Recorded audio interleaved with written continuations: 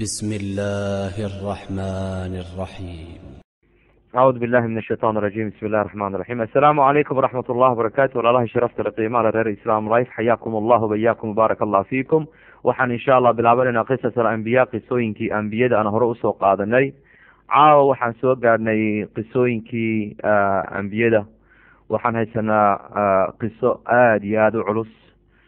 nebi allah usoo dirtay tawxiidka, oo nebiga runtii aan caawa qolkeeni barakeysnaa aan ku baran doonaa islam life. nebiga ku saliya calayhi salaatu wassalaam. nebiga uu yahay ikhwani fillah yusha ibna nun calayhi salaam ayaan baran doonaa. xabad xabad baan u kala qaadi doonaa, xabad xabad ayaan u kala dhigi doonaa. waan ku raaxaysan doonaa wixii soo dhex maray. waxaad ogaataa yusha ibna nun iyo qoomkii loo soo diray iyo waxyaalihii oo dhan, dhacyooyinkii oo dhan soo dhacay ayaan caawa xabad xabad u kala baran doonaa, aan u kala faa'iidaysan doonaa. runtii markaan aan fiiriyey amaan akhristay amaan dhegeystay qisadan, waa qiso aada iyo aada xoog ii taabatay, oo tawxiid ku dhex jiro, oo waxyaalo fara badan ku dhex jiraan, oo mucjisooyin ku dhex jiro. marka waxaan rajeynayaa insha allah inaad ila dhuuxdaan, ila dhegeysataan. meel kasta ayaan isku taagi doonaa. waxyaalo fara badan ayaa ka dhacay. baaraka allah fiikum, jazakum allah kheer. si aad ula socotiin qolka islam life, waxaan ka bilaabnay qisooyinka ambiyada oo qur-aanka ku dhex jiro. ma huwa qisas alambiya? maxay yihiin qisas alambiya? hun axsan alqisas, waa qisooyinka ugu macaan ee qur-aanka ku dhex jiro. waad ogtihiin suurat ibrahim baa jira, suurat yuusuf baa jira. qur-aanka haddii aad ukala qaybisaan 3 qeybood, hal qeyb waa qisas alambiya. qisooyinka ambiyada unbay ka sheekeynayaan, maasha allah. marka runtii waxaan soo gaadhnay 17 nebi iyaan soo qaadanay. waa nebigii 18aad weeyaan. haddaan qaldamayna waxay noqonaysaa kii 17aad insha allah. dib baan iskugu noqon doonaa. halkaasaan ka baran doonaa caawa qisooyinkii iyo taariikhdii ambiyadeeni calayhi salaatu wassalaam. dhammaantood naxariis iyo raxmad korkooga haato. nacam, caawa saan idhi waa qisadii yusha ibna nun calayhi salaam. darsigii hore aan soo qaadanay, walaalaha qolka islam life waad la socotaan. waxaan soo dhamaystirnay qisadii nebi khadar, ama sida loo yaqaano, ama nebi uu yahay, ama ilaahay baa og, arajul saalax. qisadii nebi khadar calayhi salaam baan soo qaadanay. isagiiyo nebi muuse calayhi salaam ibnu cimraan ay soo dhex martay. ninkii uu ilaahay ku sheegay subxaana allah tacaala, uu yihi yaa muuse, ninkaasaa jirta oo ka aqoon badan, oo muuse calayhi salaam uu raadsaday siduu waxaad ogaataa cilmigiisa uga helo. nacam, marka waxaad ogaatiin khadar calayhi salaam waan soo qaadanay, way duuban tahay. walaalaha waxaan xasuusinayaa insha allah, waxaad ogaatiin waxaan kasoo bilaabnay ilaa ilaahay subxaana allah tacaala siduu u abuuray khalqigan oo dhan, samada, ardada, dhulka. waxaan ku xigay markiiba toos waxaan u galnay nebi aadam calayhi salaam iyo ambiyadii oo dhan ku xigto. waa kan caawa soo gaadhnay yusha ibna nun calayhi salaam. yusha ibna nun xitaa meel yar oo sheeka waxaa ku dhex jirta. nebi kale ayaa noo soo bixi doonaa caawa, aan ogaan doonaa. nebi aada iyo aada u fariida, nebi aada iyo aada u geesiya. hadda magaciisa sheegi maayo, laakiin cabaar kadib baad ogaan doontaan. baaraka allah fiikum, jazakum allah kheer. si aad ula socotaan ikhwani fillah, websiteka kumeelgaarka iminka aan haysano ee ku qoranta jamal islam life .tripod 17kii nebi way duuban yihiin, oo runtii qisooyinkoogii min saacadii badh ilaa 2 saacadoodba way ku dhex jiraan. aniga iyo walaalaha oo dhan halkaasaan ka faa'iidaysanaa muraajaco maalin kastaan u baahano nebi. halkaasaan kasoo saaranaa si aan wax u xifdino. anigana waxaan ii sheegi lahaa inaad ka dhegeysataan qisooyinka ambiyada qolka islam life. nebiga ku saliya calayhi salaatu wassalaam. allahu akbar. qeybta africa markaad taabataan oo baltog ayaan ka hadlaya. kadibna qeybta soomaaliya, qolkana waa qol macruuf weeyaan, maasha allah, oo manhajkiisa uu yahay ahlusunna waljamaaca. walaalo islaamah oo ilaahay dartiisa isku jecel, oo kitaabka allah xifdiyey, oo xifdinayo, oo iyo sunnada rasuulka calayhi salaatu wassalaam, oo qolkaa u furteen inay bes ilaahay ka raali noqdo. ujeedadu taasay ahayd. baaraka allah fiikum. ilaahayna inoo nicmadeeyey ilaa imika 4 sano, sanadkii shanaad ayaan ku jirnaa, maasha allah. marka soo dhawaada walaalayaal, aan ka faa'iidaysana qisada ambiyada. anigoo maaragtay oranayo waxaa inoo akrin doonaa sheekha fadiilata sheekh nabil alcawadi xafid allah iyo qisada akrin doona waxaana noo turjumi doonaa walaalkeen jamaal cali islam life ayaa turjumi doonaa. kusoo dhawaada qisooyinka ambiyada insha allah. waxaad ogaateen luqada carabiga ayaa laku akrin doonaa, kadibna luqada hooyo af soomaaliga ayaan ku turjumi doonaa. waa qisadii ambiyada weeyaan oo live u qaadanayna barnaamijkii qisas alambiya iyo qolka islam life. soo dhawaada meel kastaad joogtaan. بسم الله الرحمن الرحيم. أيها الإخوة والأخوات، السلام عليكم ورحمة الله وبركاته. أهلا وسهلا بكم من جديد في حلقة من برنامج قصص الأنبياء. كلنا يذكر لما خرج نبي الله موسى مع بني إسرائيل من مصر متوجها بهم إلى بيت المقدس ليفتحها. كلنا نتذكر أنه لما وصل معهم إلى فلسطين وأمرهم بالدخول إليها لفتح بيت المقدس، ماذا صنع بنو إسرائيل؟ قالوا لموسى عليه السلام: اذهب أنت وربك فقاتلا إنها هنا قاعدون، لن نذهب معك يا موسى، لن نقاتل معك.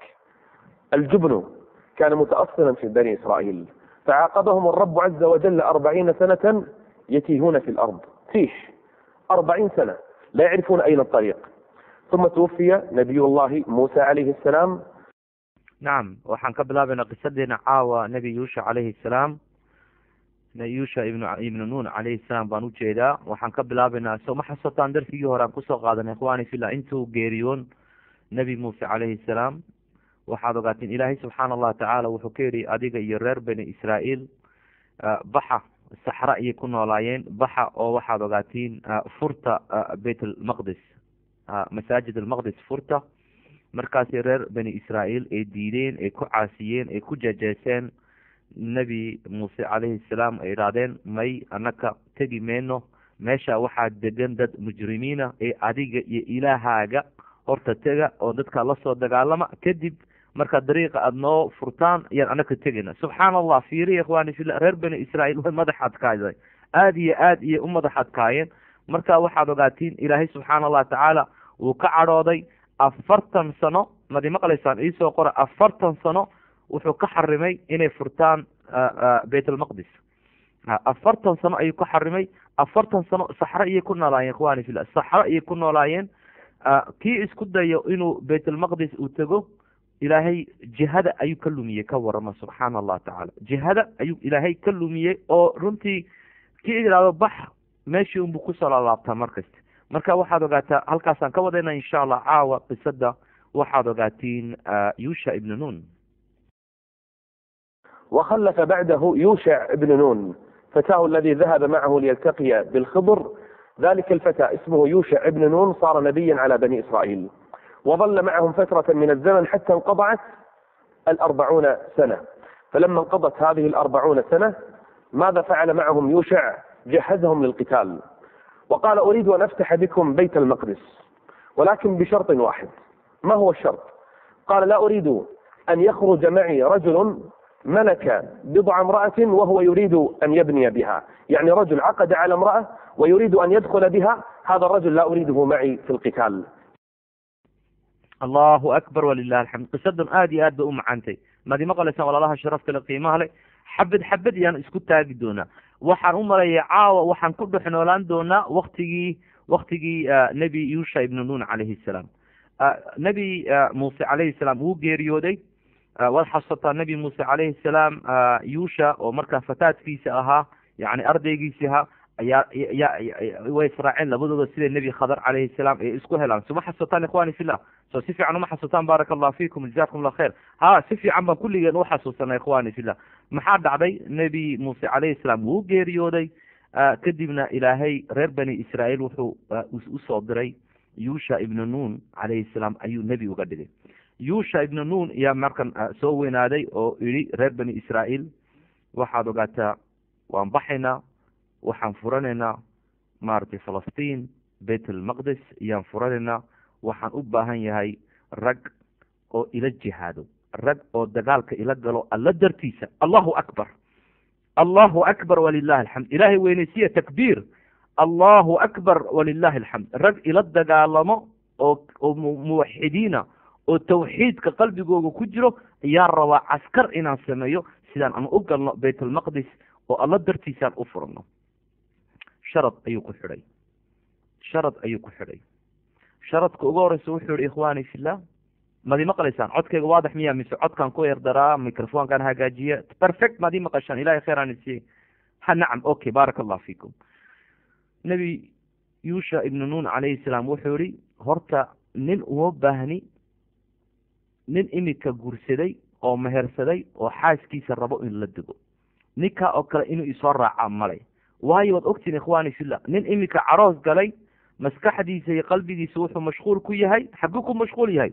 xaaskiisa iyo reerkiisa cusub. kaa oo kale annaka jihaadka noo raaci maayo. mad fahamteen ikhwaani fillah? kaa oo kale annaka jihaadka inoo raaci maayo. kaa oo kale ha iska fadhiista weeyaan. okay, waa sharadka ugu horeysa uu ku xidhay. bal fiiriya ikhwaani fillah,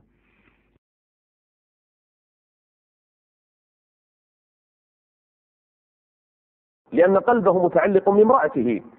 قال أيضا لا أريد أن يأتيني إنسان بنى بيتا ولما يرفع سقفه، يعني ما اكتمل بناء البيت. قال أيضا لا أريد أن يأتيني إنسان بنى بيتا ولما يرفع سقفه، يعني ما اكتمل بناء البيت، لأن قلبه معلق بالبيت. وأيضا لا أريد أن يأتيني رجل عنده خلفات أو غنم وهو ينتظر ولادها، فإنني أيضا لا أريده. يريد كل رجل بطل شجاع. الله أكبر ولله الحمد. ما دي مقلسا إلهي عدك أنه هذا جيدا مانتين يا رب. وقصة آدي هذا عجيبة. نعم، قصة آدي هذا عجيبة وإيام إخواني في الله. من الربوري نبي يوشع ابن نون عليه السلام نين إميكا قري دستي وولي قري دسمه أولمان. waayo ninka jihaadka ii raacayo mashquul wuxuu ku noqonayaa dhismihii gurigiisa. soo sax mayn ikhwaani fillah? qalbigiisa jihaadkan kuma jira ee wuxuu ku jiraa xoolihii iyo gurigii u dhistay ayuu rabaa inuu dhamaystiro. kaama rabo buu yihi. mid saddexaadna wuxuu yihi, nin xayawaan haysto, ari haysto, oo arigiisa rabto, yani xoolihiisa oo rabaan oo uur leh oo rabaan inay dhalaan caruur yaryar, waa taqaanaan. kaana wuxuu yihi mashquul ayuu ku noqonayaa arigiisa iyo xoolihiisa iyo adduun. baaraka allah fiikum, jazakum allah khayr. ma fahamteen ikhwaani fillah? 3 shay ayuu usoo qabtay sharad inay ku dhex jirin ragga raacaya jihaad. kow, waan kusoo celinaya, nin imika guri galay oo caroosa. kow. ta labaad waxaad ogaatiin, waa nin waxaad ogaata guri dhistay, yacni guri buu dhistay, gurigii weli muu dhamaystirin, xaggaasuu mashquul ku noqonaya. ka saddexaadna waa nin xoolo haysto oo xoolihiisii maaragtay caruur dhalayso, caruurtaana ayuu ku mashquulaya. waxaad ogaatiin kaana uma baahni buri. kuwa kale way raaci karaan.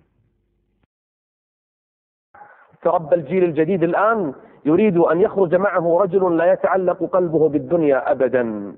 إن الله يحب الذين يقاتلون في سبيله صفا كأنهم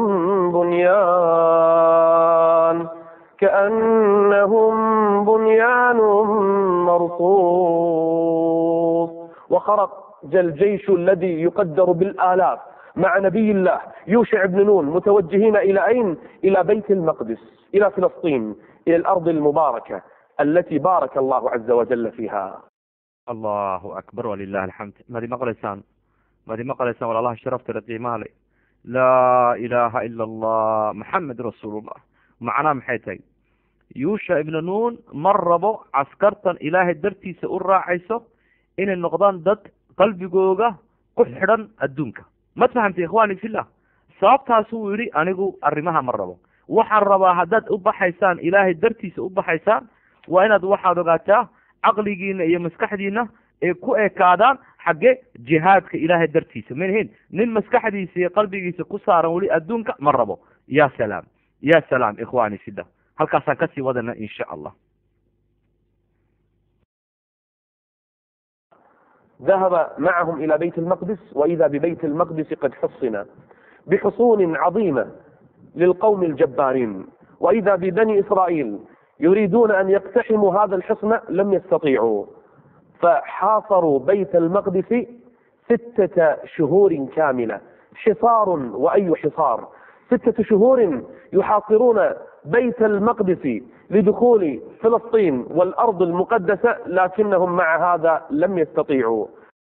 laa ilaaha ila allah maxamed rasuulullah badi maqlaysaan walaalayaal nebi yuusha ibnu nuun wuu baxay, rag buu raacay, rag baa raacay, rag oo reer bani israa'iil oo runtii adduun jeclayn oo rabo bas inay dagaalamaan. xaggee tegeen? waxay rabaan inay furtaan bayt almaqdis oo falastiin ku yaallo. maxaa dhaha ikhwaani fillah, dad jabbaariin, dad tuuga, dad mujrimiina ayaa marka meesha haystay, ardada haystay. ma markii may furteen?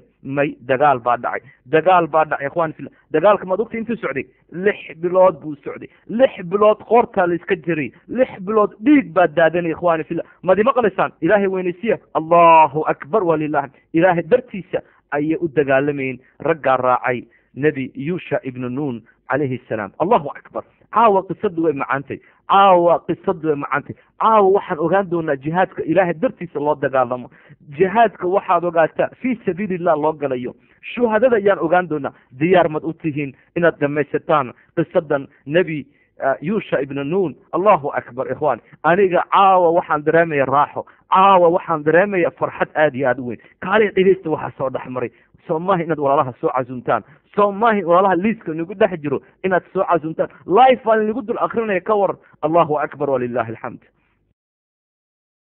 6 شهور والحصار الشديد، وبنو إسرائيل قد صمدوا هذه الفترة، والله عز وجل يثبتهم ومعهم يوشع بن نون. ليس الأمر بالهين، 6 شهور حصار أمر صعب وأمر كبير، لكنهم ثبتوا، لكنهم صبروا، ثبتهم الرب عز وجل، يقاتلون في سبيله صفا كأنهم بنيان مرصوص. الله عز وجل ثبتهم وجعلهم كالبنيان المرصوص. فلما جاءت ساعة انهيار هذا الحصن، فإذا بيوشع بن نون يأذن لهم بالقتال ليندك الحصن بمن فيه، يدخل بيت المقدس، وإذا بهم يجالدون جلدا. مات منهم في ذلك اليوم 12,000. وكأي من نبي قاتل معه ربيون كثير فما وهنوا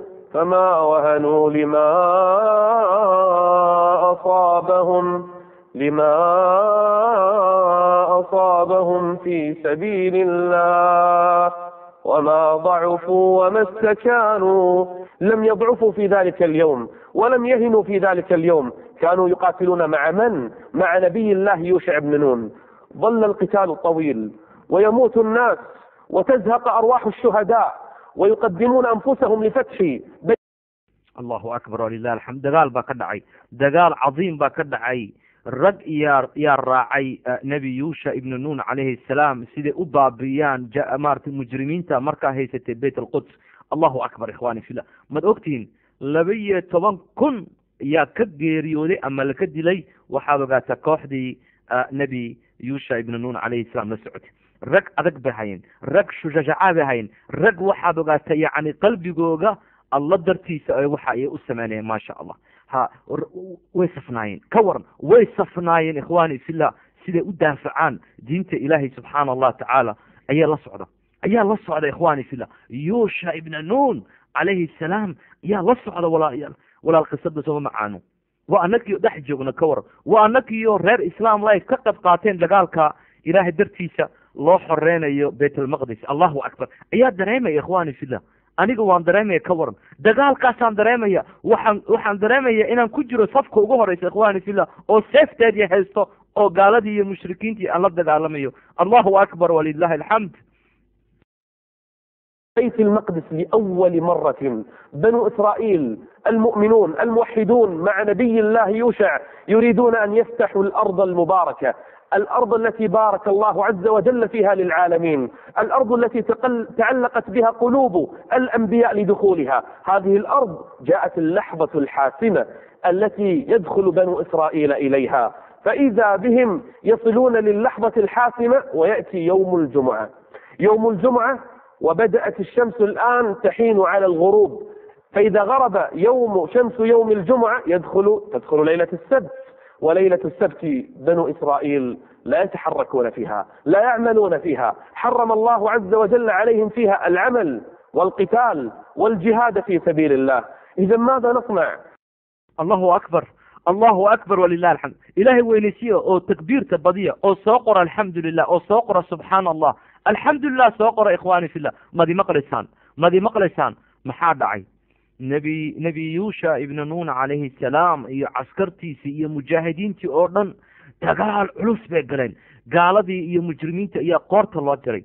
hadda waxay soo dhawaadeen guushi baa u soo dhawaatay masaajid al-quds baan u jeedaa bayt al-quds iyo rabaan ikhwaani fillah inay furtaan maalinta waa goorma ikhwaani fillah mad isoo qori kartaan jumco maalin jumca habeen soo galayso sabti يعني cadceedii baa soo dhacaysa يعني maqrib baa dhacaya maqrib haddii dhacdana oo cadceedii dhacdana maxaa dhacaya habeen sabti baa la galaya mayna sida ahayn madi maqlaysaa mise ilama socotaan habeen sabti baa la galaya habeenka sabtida haddaa la soo galana ilaahay subxaana allah tacaala wuxuu ka xarimay reer bani israa'iil waktiga inay wax taabtaan inay wax la dagaalamaan shaqooyinkuu ka xarimay soo arki maysaan ikhwaani fillah halkan taariikh baan ka baranayna halkan caqiidaan ka baranayna halkan waxaan ka baranayna qisas alambiya maxaa la sameynaya ilaa hadda ikhwaani fillah maynahayn maalinta sabtida maxay dhahdaan maaragtay reer bani israa'iil yahuudda maxay dhahaan ikhwaani fillah anigu waxaad ogaataa lama socdo arrimahoogii kelmadda madaxa ay ku jirtaa laakiin waxaad ogaataa way ga maqan tahay baaraka allah fiikum jazakum allah khayr xasuusiya ilaahay khayr hanisiya ikhwaani fillah qisas alambiya waa wadnaa nacam waa sabtidooda weeyaan maynahayn sabtida waxaad ogaataa way fadhiyaan sabtida dagaalo ma galaan calaa kulli xaga anaku intaan ognahay haddaa waxaad ogaataa waxaan usoo noqonaya qisadaan usoo noqonaya madi maqlaysaan ikhwaani fillah axbaabi fillah life baan u akrinayna qisas alambiya habeenkaasay joogaan cadceedda hadday dhacdo waxba taaban maayaan iyakiina intaa oo dhan bay soo dagaalamayeen waa aniga inii sheegay ikhwaani fillah 6 bilood iyo ziyaaday soo dagaalamayeen laakiin waxay bilaabeen inay baytalmaqdis ay furtaan cadceeddiina way dhacaysa maxaa tala miyay joojin doonaan dagaalka miyay istaagi doonaan waayo ilaahay uu ku amray reer bani israa'iil inay markaa ay dagaalamin ikhwaani fillah han dhegaysano insha allah. إذا ماذا نفعل؟ الشمس الآن ستغيب وستأتي ليلة السبت. ماذا نصنع يا يوشع؟ إذا غابت الشمس فإننا سنتوقف. وفعلا سيفعل هذا أيضا من؟ يوشع بن نون سيتوقف عن القتال. فإذا بيوشع ينظر إلى الشمس ويكلمها. أول نبي يكلم الشمس يأمرها بأمر من؟ إنه يوشع بن نون نبي الله يأمر الشمس بأي شيء يأمرها بأن تقف. قال أيتها الشمس إنني مأمور وأنت مأمورة. أنا مخلوق وأنت مخلوقة. كلنا نسير في أمر الله عز وجل. أنا مأمور وأنت مأمورة. الله أكبر ولله الحمد. معنا قصة إخواني في الله ماذا لا سعوتان بارك الله فيكم جزاكم الله خير. waxay soo gaareen habeenkii jumcihii baa soo gaaray cadceedii baa rabta inay dhacdo markaasi dagaalka waa inay ka joogsadaan marka waxaad ogaataa habeenka inay galaan maahin bayt al-quds maxaa dhacay ikhwaani fillah waxaa dhacay nabi yusha ibn nun baan u jeeda calayhi salaam fikrad baa kusoo dhacday wuxuu yidhi cadceedaan la hadlo waxaan leeyahay cadceeday istaag ha dhaqaaqin hoos ha u dhicin macnaha maxay tahay ikhwaani fillah macnaha habeen ha noqon allahu akbar walillahi alxamd fiiriya cadceedda ayuu rabaa inuu istaajiyo ikhwaani fillah cadceedda ayuu rabaa inuu istaajiyo iftiinkeyga bal fiiriya ikhwaani fillah allahu akbar walillahi alxamd markaasuu ku yidhi cadceeday adigana ma'muur baad tahay anigana ma'muur baan hay adigana amar baad ku socota anigana amar baa ku socda adigana waa la ku khalqay ilaahay baa ku khalqay anigana ilaahay baa i khalqay ee waxaan rabaa inaad ii istaagtid madi maqlaysaan ikhwaani fillah ma sha allah nebi ilaahay subxaana allah tacaala oo cadceeddii istaajinayo cadceedda ma u istaagi doontaa mise uma istaagayso waxaan rabnaa inaan ogaano baaraka allah fiikum jazakum allah khayr. ثم قال اللهم احبسها لي ساعة. ولم يحبس الله عز وجل الشمس لأحد إلا ليوشع بن نون فحبسها الله عز وجل له ساعة من الزمن حتى اقتحم بيت المقدس وفتحت بإذن الله عز وجل توقفت الشمس لمن؟ توقفت الشمس ليوشع ولبني إسرائيل كرامة لهم، إنها معجزة أعطاها الله عز وجل لهذا النبي، وتم فتح بيت المقدس. الله أكبر ولله الحمد. تكبير إلهي وينيسية. إخواني في الله، وأنيجي مركز دويت كهد لي يوشع ابن نون عليه السلام فكرة باكوسة ورد علي وحوري هدي إمك هبين إدى عظم هدو هبين كل صاقله والاستاجنا أو إلهي بانوغو قصب إنا صبت دقال إدعين ورهر بن إسرائيل إدقالمين marka cadceedii buu la hadlay wuxuu cadceeday waxaad ogaataa waxaan rabaa adigana waxaad tahay wax la amray anigana waxaanahay wax la amray labadeena adoomo ilaahay baa nahay subxaana allah tacaala wa khalqay soo sidaa mayna ikhwaani fil labadeena makhluuq baa nahay adigana ilaahay baa ku khalqay anigana ilaahay baa khalqay markaasuu ilaahay subxaana allah tacaala weydiistay ilaahow cadceeda waxaad ii xidhaa saacad keliyaad ii soo qora walaalayaal 1 hour ii xidh cadceeda sida yacni gabalka u dhicin oo markaa saacadda gudaheega aan galno waxaad ogaata bayt almaqdis aan marka aan furano ilaahay subxaana allah tacaala wuu ka ogolaaday cadceedii buu u xidhay nebi yuusha ibnu nuun calayhi salaam iyo reer bani israa'iil karaamad uu ilaahay ku siiye weeyaan sharaf uu ilaahay ku siinay reer bani israa'iil iyo markaa nebiga yuusha ibnu nuun oo hogaaminayo waa nebiga keliya tala kuley ikhwaani fillah ilaahay cadceed uu u xidhay ka waran allahu akbar nebi kale ilaahay uma xidhin cadceed bal fiiriya ikhwaani fillah nebi kasta ilaahay uu karaamadayey nebi kasta ilaahay waxaad ogaata sharaf buu siiyey nebi kasta ilaahay subxaana allah tacaala wuxuu siiyey mucjisooyin isaga u gaara ma fahamteen ikhwaani fillah sababta saacadda uu ilaahay ugu xidhay cadceedii oo halkii isku taagin oo gabalka u dhicin ayay isagii askartiisii iyo mujaahidiintii ee u galeen bayt almaqdis oo halkii ku guulaysteen ee halkii ku qabsadeen ee gaaladii ay ku baabi'iyeen waa fadli ilaahay subxaana allah tacaala aada iyo aada u weyn soo maahan inaan ilaahay weynaysinaan idhahno allahu akbar walilahi alxamd alxamdu lilah calaa nicmat alislaam alxamdu lilah calaa nicmat alqur'aan alxamdu lilah calaa nicmat السنة الرسول عليه الصلاة والسلام إلهي وينسية ستكتب شهادتكم إخواني في الله هذا محنبرني وحنبرنا إخواني في الله يوشع ابن نون عليه السلام إساقي وحاد غاتا قار كم در بني إسرائيل أو داعد مركا أوها نبي جوجا أو إلهي أقوسنا أو مركا بيت المقدس إيجاين وحن هل كان كبرنا إخواني في الله إن عد عدي إسكت تاكتي markuu ilaahay markuu nabi yuusha uu weydiistay ilaahay hal saac gudaheyga ayaa la ku galay waxaana naqaanaa waxay qiyaastii ilaa 6 bilood oo dhan iyo dagaalamayeen 12,000 oo ragna oo raggii mujaahidiinta beriga yuusha garabkiisa socdana la ku dilay soo arrin aad iyo aad u cajiib maahin waa anakii oon ku joogno waqtigii yuusha ibn nuun calayhi salaam yaan akrinayna madi maqlaysaan madi la socotaan ikhwaani fillah qaybta kalaan qaadanayna maxaa dhici doonaa sidee u furteen maxaa dhici doonaa isku diyaariya walaalaha sharafta leh qiimaha leh reer islaam waayif أمر الله عز وجل بني إسرائيل إذا دخلوا بيت المقدس ألا يدخلوه إلا وهم سجدا خاضعون لله عز وجل ركعا لله عز وجل وهم يقولون ربنا اغفر لنا وحط عنا خطايانا.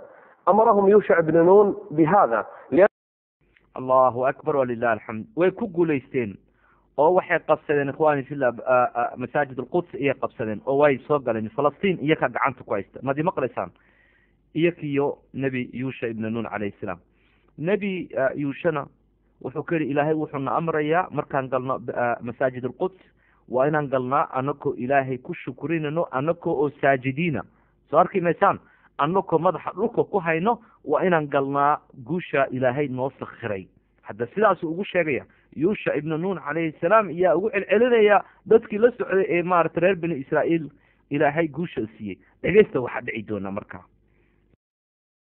أنه فتح عظيم فهذه الأرض مباركة فيها رزق كبير عظيم لمن سكنها فأمروا بهذا الأمر أن يدخلوا سجدا بيت المقدس الأرض المباركة وأن يستغفروا الله عز وجل ويقولوا حطح waa dhul aad iyo aad u barwaaqaysan waa dhul aad iyo aad ilaahay u barakeeyey qofkii dego dhulka waa dhul barwaaqaa weeyaan masaajid alquds iyo falastiin ikhwaani fillah ilaahay subxaana allah tacaala wuxuu yihi markaad gashaan waxaad tirahdaan xita xita dhaha moogti kelmadda dhaha xita yacni ilaahay noo dembi dhaaf ilaahay noo naxariiso ilaahow adiga mahadle ma fahamtan ilaahay baa ku amaraya inay reer bani israa'iil arrinka idhahdaan okay maxaa dhici doona لكن بني إسرائيل وللأسف دخلوا بيت المقدس على أدبارهم يستهزئون على أوامر الله عز وجل. ليس هذا فقط، فبدل أن يقولوا حطة أي اغفر لنا ربنا خطايانا، إذا بهم يقولون حنطة أي حبة في شعرة استهزاء على أمر الله عز وجل. وإذ قلنا ادخلوا هذه القرية وكلوا منها حيث شئتم رغدا وادخلوا الباب سجدا. ادخلوا بيت المقدس سجدا وادخلوا الباب سجدا وقولوا حطة. نعم، إلهي سبحان الله تعالى وحكو أمر رب بني إسرائيل إني الآن حطة إخواني في الله ما درسوا عتام إنك أنيق إيما هاد علينيو إنك أنيق إيما هاد علينيو قوشة أنسي إخواني في الله إياكنا وحي سوق رب بني إسرائيل إياك يجاجاسيو إياك مدح تكتابيو إياك بدبود إخواني في الله حطة ميروني حنطة يا كورم يعني جزداس إخواني في الله ما درسوا عتام لا حول ولا قوة إلا بالله. رب بني إسرائيل مضحتك كبر بدنا دتكن إخواني في الله كبر بدنا عاو مدرسنا أوجاتان كبر كوجا ديار مدوتي ولا الله غير إسلام رايس ولا الله الصوماليات الرباين توحيدك ديار بدنا إن شاء الله حن أوجانو ماشي إلهي وح إلى الله وحكي الأرويان كور سبحان الله تعالى.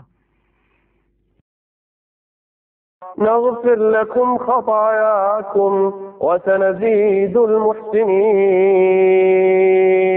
فإذا بهم يبدلون أمر الله عز وجل ويقولون حنطة استهزاء على أوامر الله، فأصابهم الله عز وجل ببلاء عظيم. أنزل عليهم الرجز، طاعون حصد منهم ألوفا من البشر. فإذا بهم فبدل الذين ظلموا قولا غير الذي قيل لهم فأنزل الله عز وجل عليهم الطاعون. لا إله إلا الله محمد رسول الله. استئزاقي جزجازكي كبركي الله ما رب بني إسرائيل محو إلهي كسو دجي مصيبة كسو دجي الذين إذا أصابتهم مصيبة قالوا إنا لله وإنا إليه الراجعون. طاعون حنون طاعون أي كاني وحي وردن رب بني إسرائيل ماشي جوكت حنون إخواني في الله. طاعونك سمتق أنا لا إله إلا الله محمد رسول الله. طاعونك واحد وقاتين وحنون آدي وين الصومالي بات كترجمي كرتان إخواني في الله. طاعون أيو كان جزاس إلهي سبحان الله تعالى لكم كبريو إلهي لكم كبريو إخواني في الله. محالكو شيء طاعونك إخواني في الله حنونك في إنجليز واتكسو قوري كرتان على الحنون 100 كوليرا 100 نوع سيدا وكله طاعون إيان لينا هذا نكو الصومالي بانكوهيننا إن شاء الله أيو إلهي كسو دجي. بارك الله فيكم إلهي وحن كبرنا مصيبوين كينا نغير علي آمين دها. إلهي وحن كبرينا حنون هذا إنه نجا إلى إلهي وحن كبرينا مصيبوين كإنه نجا إلى أني إنك يا رب العالمين.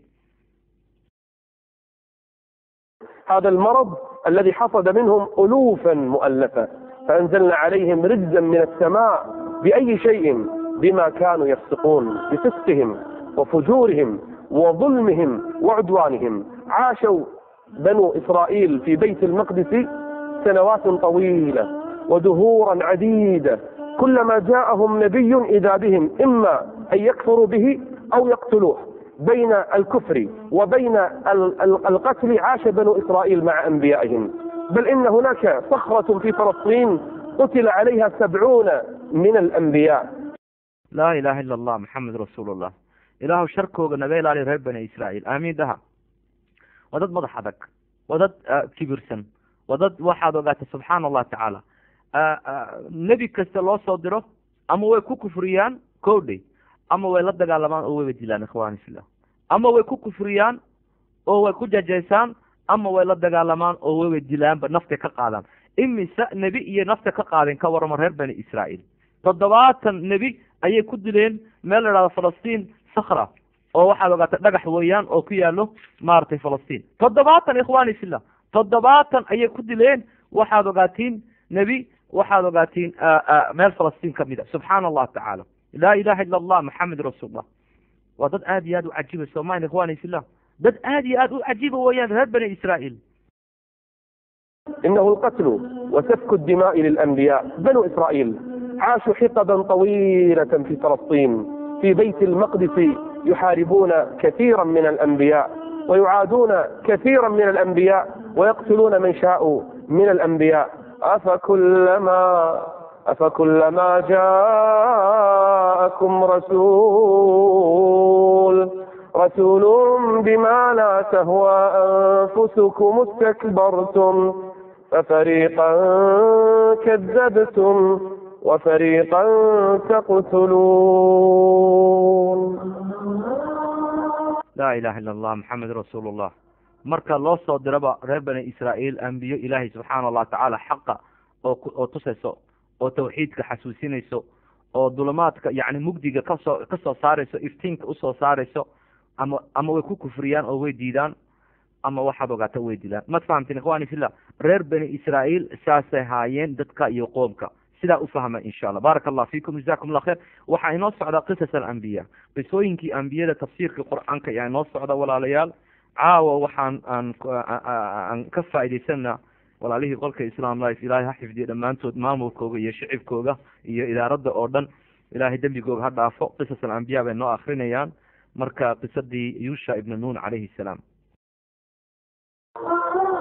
بنو إسرائيل وهم في الأرض المباركة ابتلاهم الله عز وجل ببلاء عظيم. دخل عليهم رجل اسمه بخت نصر، قتل من قتل، سفك الدماء، سبى النساء، لم يترك بني إسرائيل على حالهم. لا إله إلا الله محمد رسول الله. إلهي سبحان الله تعالى مصيبة أصدري مدلا سعتان مصيبة أصدري رب بني إسرائيل نل هذا بخت نصر. بخت نصر أيو صدر والرجال وين وانين نكا وبابيي نكا ودعي نكا waxaad ogaata dumarkooga ayuu kufsan jiray, wuu dili jiray, qoortu ayuu ka jiri dhegaysta ninka waayo. waa musiibo uu ilaahay subxaana allah tacaala u soo diray reer bani israa'iil oo ahayn dad kibriyo badan, dad madax adag. بل قتل فيهم وسفك فيهم دماء كثيرة حتى أخرجهم من هذه الأرض المباركة. ثم قال بنو إسرائيل بعد أن بعث الله عز وجل فيهم نبيا اسمه شمويل، نبي لبني إسرائيل، أحد الأنبياء الذين بعثهم الرب عز وجل لهذه الأمة. ذهبوا إلى هذا النبي وقالوا له سئمنا هذه الحياة، سئمنا ما يحصل لنا يا نبي الله، فابعث لنا ملكا لنقاتل من ورائه، نقاتل القوم الظالمين ونرجع إلى الأرض المقدسة. الله أكبر ولله الحمد. reer bani israa'iil waxaad ogaataa way baaba'een, dhulkoogii baa laka saaray, dhibaato fara badan iyo khasaaro fara badan ayaa la gaadhsiiyey. maxaa dhacaya ikhwani fillah? ilaahay subxaana allah tacaala nebi kale ayuu usoo diraya. nebi markaa la odhanayay oo reer bani israa'iil ka mid ahaa, nebi shamuel. iisoo qora ikhwani fillah, nebi shamuel ayay helayaan reer bani israa'iil. ninkaasaa loo tegayaa nebiga nebi shamuel. waxaa la odhanaya nebi shamuel, waxaad ogaataa waan daalnay, waan baaba'nay, way noo dhammaatay. waxaad ogaataa waxaan rabnaa inay arrinkan xaaladeena taa iska bedisho, xaaladeena inay arrinkaa iska bedisho. maad ila socotaan ikhwani fillah? waxaan u baahannahay boqor baan u baahannahay aan ilaashano, boqorkaa ina daafaco, boqorkaa amarkiisa qaadano, siday dhibaatada iyo gaajada iyo xanuunka iyo dhibaatooyinka oo dhan haddana haysto xaaladeena xun aan uga badbaadno. ee boqor inoo raadi oo waxaad ogaata aan tala saarano. soo arki maysaan? oo ina hogaamiyo ikhwani fil af soomaaliga waa luqa badan yahi insha allah. oo ina hogaamiyo oo noqdo examplekeena wanaagsan insha allah. فإذا بنبي الله عز وجل يدعو الله جل وعلا فيأتي إلى قومه بني إسرائيل ويقول لهم هل عسيتم إن كتب عليكم القتال ألا تقاتلوا؟ أنا أخشى أنكم إذا كتب عليكم القتال لا تقاتلون. فرد بنو إسرائيل على نبيهم قائلين وما لنا ألا نقاتل في سبيل الله. الله أكبر ولله الحمد. معانا يا إخواني في الله قرآنك معانا واحد وقعت تسدوا وآخرين أيوه فضيلة الشيخ نبيل العوضي. الله أكبر. مدلا سعطان والله قدال كي متسور دوادا قصص الأنبياء موضنا مركز النبي شاموال يري هدان إلهي نيبريه سبحان الله تعالى. بل دقيست ولا ريال هدان إلهي سبحان الله تعالى أن نيبريه وإلهي نقف حكمه إن إنك الدقال قشان أو قورت كجرتان مجرمينك وحن كعب صونيا أن كول ولسين يا إخواني في الله هاي إنك ديدان إنك وحديشان. soo arki maysaan miyaan ku soo celiya arrinka siaad si fiican u fahamtaan nebi shamuel wuxuu leeyahy haddaan ilaahay baryo oo ilaahay noo keeno ninkaa oo ninkaad sheegaysaan boqorka oo ilaahay markaa nagu amro ninka inaan loo gargaaro oo waxaad ogaataa uu ilaahay nagu xukumo inaan wax dilno sidaan maaragtay mujrimiinta iyo kuwa ilaahay aaminsan loo laayo ininka waxaan ka cabsanay inaad arrinkaa diidaan arrinka la diiday maxay tahay walaalayaal yacni qitaalka weeyaan waa wax dilka markaas inaan may oo sidee hadduuba ilaahayna amrayo inaan wax dilayno dee waan dagaalamayna waxbaan dilayna soo arki maysaan halkaasaan kasii wadayna darsigan aad iyo aad u culus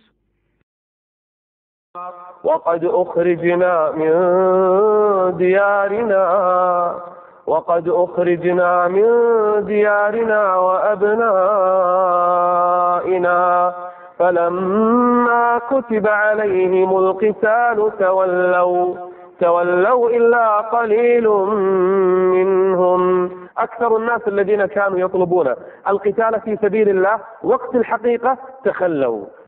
لا إله إلا الله محمد رسول الله فيريا ولا ليال هذا واتفهمتي سوماهن لكن الحمد لله ولا رأي الإسلام الله يفوح يستان ولا أف صومالي يقول ترجمة إن شاء الله إلهي بالكي مارت نبي شمويل وأبري إلهي سبحان الله تعالى إنه نين أصدره ونكا وبدباديو ونكا يعني بقر example وناكسن ونقدر رب بني إسرائيل ومركا لكوغي لك ساري وحد عد إخواني في الله ilaahay wuxuu ku amray ina dadka reer bani israa'iil ee dagaal ay galaan markii ay arrinkay soo gaadhay xaqiiqada inay dagaalka ay galaanna ay maqleen waa dagaalamaysaana badidoodii way diideen badidoodii way ka baxsadeen badidoodii arrinka jihaadka way diideen ma fahamteen ikhwaani fillah wax yar maahine intii kale way ordeen ma ilaahay subxaana allah tacaala yaa nagu amray inaan wax dagaalamo may nafteenaan jecelnay ka warama ikhwaani fillah subxaana allah يعني أمرك إلهي سبحان الله يدينه ما تفهمت إخواني في الله حل إيسو قرأ كل جينا إن شاء الله هديك لو أنقصوا نقواني فهمسين أنا مرة بقيب كلا إنا أتفقوا إنك يقيبت يقول رسال فهم ودين إن شاء الله وايه كل جينا واتفهمتين بارك الله فيكم جزاكم الله خير وايه بقي جزء كبير فقالوا لنبيهم من الملك الذي سوف نقاتل وراءه قال لهم نبيهم إن الله قد بعث لكم طالوت ملكا رجل اسمه طالوت سيكون الملك عليكم الذي تقاتلون من ورائه قالوا لم يجد ربك إلا طالوت يجعله لنا ملكا لم يؤت ساعة من المال ونحن أحق بالملك منه كيف تجعل علينا هذا الملك وليس هو من الأغنياء الأثرياء وليس هو من سلالة الملوك لا نقبل به ملكا. لا إله إلا الله محمد رسول الله. waxaa dhacday ikhwaani fillah nebi shamuel waxaad ogaatiin reer bani israa'iil buu ka yidhi wuxuu ka yidhi ilaahay subxaana allah tacaala nin ayuu nii doortay oo ninka oo boqor u yahay magaciisa waa kan ay meel ku qorta haddaad imaqlaysaan ikhwaani fillah boqor ikhwaani fillah taaluut boqor taaluut ayuu nii doortay siduu nii hogaamiyo sidii waxaad ogaataa example inii noqdo oo hadhow tolo jihaadka aad u gashaan oo markaa gadaashiisa aad ka dhamaysaan mushrikiinta iyo gaalada maad la socotaan ikhwaani fillah markaasi reer bani israa'iil madax adeegooga ka waran soo madax adeeg maahan horaan usoo dhegeysanay horaan usoo baranay in ahayn dad madax adeeg maxay ka idhahdeen maaragtay nebi shamuel ilaahaaga muu waay qof kale oo waxaad ogaataa la hogaamiyo yacni waa sidee yarkanaad sheegaysid ninkanaad sheegaysid taaluut ama shaqo kuma leh madax boqortinimada shaqo kuma leh waxaad ogaataa nin wanaagsan maahayn waa nin daciifa oo maskiina ilaahayna wuxuu dooranaya qof maskiina oo ka waran waa raggii salsale maahayn raggii lacagta la-aan maahayn cid kamuu doonanay ee mid faqiir oo la idhahdo taaluut oo annaka aan naqaano siduu noo noqon karaya ka waran boqor oo noo hogaaminay soo arki maysaan dhibaatada ikhwaani fillah soo arki maysaan dhibaatada subxaana allah tacaala taaluut yaa la dhaha boqorka uu ilaahay doortay siduu u hogaamiyo reer bani israa'iil ikhwaani fillah dhegeysta قال لهم نبيهم سوف تكون معه آية من آيات الله عز وجل قالوا وأي آية قال لهم نبيهم أتذكرون التابوت الصندوق الذي سلبه منكم بخت نصر ما قصة هذا الصندوق وهذا التابوت؟ صندوق كان يمتلكه بنو إسرائيل ويتوارثونه جيلا بعد آخر، فيه بعض ألواح موسى عليه السلام، فيه عصا موسى عليه السلام، فيه بقية من آثار موسى وهارون. لا إله إلا الله محمد رسول الله. maadi maqlaysaan walaalaha sharafta le qiimaha le reer islaam wife nebi shamuel wuxuu ka leeyahay reer bani israa'iil boqorka taaluut wuxuu wataa aayado ilaahay subxaana allahu tacaala, calaamado ayuu wataa. dhegaysta oo maxay yihiin calaamadaha uu wato iyo yidhahdeen reer bani israa'iil. calaamadaha uu wato taabuut waa maxay? waa sanduuq walaalayaal, sanduuqii oo nebi muuse calayhi salaam iyo haaruun walaalkii oo waxaad ogaatiin ikhwaani fillah oo ku dhex jiro yacni alaabtoodii. waxaa ka mid a aayadihii ee alwaaxdii atowra oo ilaahay kusoo dejiyey nebi muuse calayhi salaam. maad la socotaan? waxaa ku jirta ikhwaani fillah sanduuqa ushii nebi muuse calayhi salaam iyo ataarkii iyo waxyaalihii oo haaruun calayhi salaam walaalkiisa iyo muuse calayhi salaam. waxaad ogaataa boqorkan ayaa alaabta inii keeni doona. alaabta oo xaday uu ka xaday yaa ka xaday ikhwaani fillah ninkii reer bani israa'iil baabi'iyey oo la odhan jiray bukti nasr. mad fahamteen walaalayaal? iisoo qoran insha allah ha faa'iidaysano kulligeena. magacdu iminka way nagu farabateen, qisooyinkana way nagu farabateen. waayo ninkii horta xaday reer bani israa'iil oo caruurtoodii iyo dumarkoogii baabi'iyey? bukti nasr soo qora. anigana waan soo qoraya bukti nasr saan uxifdina ikhwaani fillah. ilahay dembigiina ha dhaafay, aamiin dhaha. waayahay bukti nasr alaabtii uu niga xaday ayuu ninkan boqorka la idhahdo taaluut siaan musaabaqooyinka lagu weydiiyaad noqotaa dadka ugu horeysa wax bartay ikhwaani fillah. taaluut iyo alaabtaa nii keeni doona. taaluut ee uu yahayna waa boqorka hogaamin doona muslimiinta sida maaragtay looga saaro dhibaatooyinka reer bani israa'iil. haddaa mad fahamteen ikhwaani fillah. sanduuqaana muxuu yahay? waan ku soo celinaya mar labaad, mar saddexaad, mar afraad, ilaa berri toolayaan joogi. haddii loo baahdo 2 sano calaashaankiinaan u joogi. waayo waxaan rabaa inaan aniga wax barto, ininkana wax barataan. sanduuqaana waxaa ku dhex jira ikhwaani fillah alaabtii iyo ataarkii nebi muuse calayhi salaam iyo nebi haaruun calayhi salaam. waxaa ka mid a alwaaxdii uu ku qori jiray muuse calayhi salaam towrada, kitaabka towrada, iyo waxaad ogaataa ushii nebi muuse calayhi salaam isku bedeli jirtay ma xasataan maska. iyo waxaad ogaatiin wixii alaabtoodii oo dhan muuse iyo walaalkii haaruun calayhi salaam. walaal mad fahamteen? ilaahay hayna xifdiyo. mana sii gudbi karnaa mise waxaad rabtaa inaan halkaa isku taago? ininkun baa ifasixi kara walaalaha qolka islaam wife. ilaahay dembigiina ha dhaafo. yaa arrinkaa u sheekeeya? yaa arrinkaa u sheegaya? waxaa u sheekeynaya nebi shamuel oo leh ilaahay nin buu ini doortay boqorka oo la idhahdo taaluut. waayahay understand baad tirahdeen. halkaasaan kasii wadana insha allah. su-aal yaroo gaaban baan idin weydiinaya. soo ma macaano walaalayaal? soo ma macaano? waa anakio dhex joogno ka waran waktigii nebi shamuel, nebi yuusha ibnu nuun calayhi salaam. waa anakio dhex joogno ka waran. maasha allah, very nice, alxamdu lilah rabbi alcaalamiin. soo casumo walaalaha liiska inagu dhex jiro. waa free bay u dhegaysanayeen qisas alambiya. يحمله هذا الصندوق الملائكة. سوف يأتي إليكم هذا الصندوق، يرجعه الرب عز وجل إليكم لتقاتلوا معه. الصندوق تحمله ملائكة تأتي به في سكينة ووقار. فإذا جاء الصندوق هذا دليل على أن الله عز وجل جعل عليكم طالوت ملكا. وفعلا جاءهم هذا التابوت ونزل عليهم هذا الصندوق الذي أوحى الله عز وجل به للملائكة أن ائتوا به. فجأة جاءهم هذا التابوت ونزل عليهم هذا الصندوق فيه آثار موسى عليه السلام وآل هارون.